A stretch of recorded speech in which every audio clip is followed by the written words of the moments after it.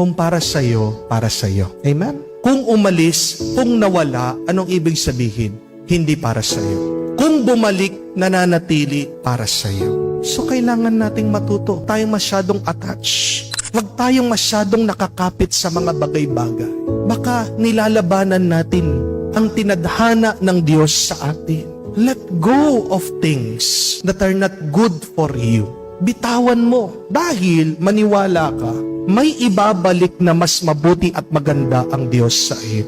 Pag nakikipaglaban ka, pag hindi mo mabitawan yung iyong mga galit, anong nangyayari? Ikaw din yung nasasaktan.